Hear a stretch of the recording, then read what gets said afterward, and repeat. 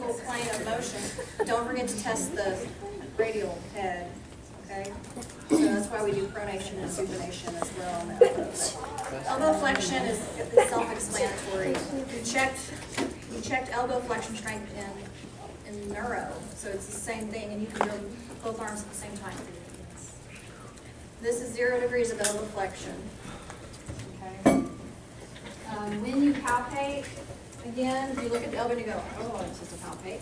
So let me have you come up here, Dr. Bonetta, because when you palpate the elbow, there's some landmarks to look for that help you. We always want you to palpate the olecranon. You know, especially if somebody came in and fell onto their elbow, palpate the olecranon. Have you guys seen an olecranon bursitis? I mean, just a big, effusion right there, so just kind of check for that. You want to palpate the distal humerus, just make sure there's no crepitus, especially if it's a kid. Let's say it's a nonverbal kid that comes in and is just holding their arm down and won't tell you anything. Just kind of squeeze around in that area, see if there's any crepitus or tenderness there. And then palpate the medial and lateral epicondyles. You talked yesterday about golfer's elbow, tennis elbow. So lateral epicondylitis, right here. If you can't find it, like if it's a big arm, place the wrist in extension. You can feel those tendons move under your finger to help you identify where that common extensor origin is. So lateral epicondyle, that hurt? Medial epicondyle. No, it's good. Medial epicondyle. So again, if you can't find like where is that, just have a flex the wrist and palpate that side. So golfers will come in with medial epicondyle, tennis players lateral. But I see way more lateral epicondylitis in laborers, people that torque with their wrist, machinists, mechanics, people that kick that wrist back a lot, and then people that do CrossFit and go into planks and they do burpees and astronomical amounts that are no way good for you. They'll get a lot of that lateral epicondylitis as well because we have so much planking. So, range of motion of the wrist, kicked up is wrist extension. Down is wrist flexion.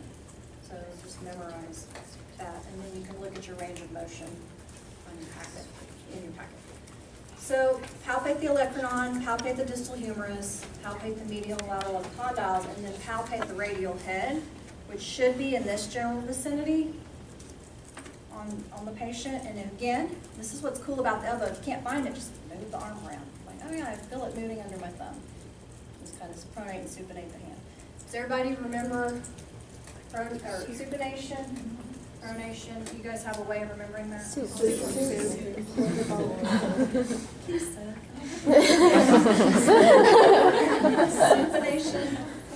pronation, yeah. Okay. The best way to test, I like to examine the hand and wrist and elbow with the patient seated with their arm up on like the examining table, because then you can just kind of prop it up there and then you can kind of move it around with the elbow resting on the table, which helps. Because when you check strength, you're going to say, okay, I'm going to turn your hand out, resist that, try to turn your hand back over. So you're just checking their strength that way. It's easier to do it if they're just sitting there with you at the table. Okay, so that's how you test strength on pronation and supination, which is kind of awkward check. So I'll just grab them like that and tell them, I'm going to move you this way, you take it the other way, and just check that strength that way. And we all know how to check elbow flexion. Again, you put the bicep in a short position, pull, push out. Good. So that's easy. Don't come out and tell your preceptor they have 180 degrees of elbow flexion. Look at your chart. This is 0 degrees of flexion. And it's normal. He has maybe a bit of hyperextension. Is it bad? Yeah. The thing's freaking.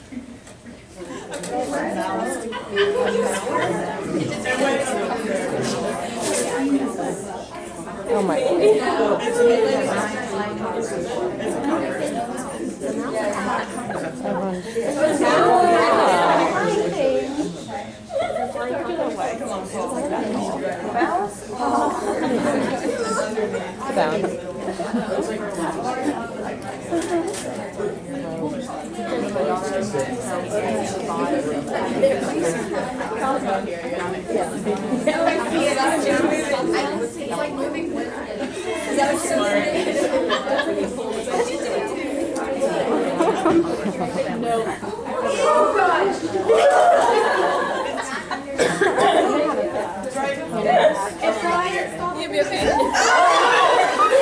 Oh my god.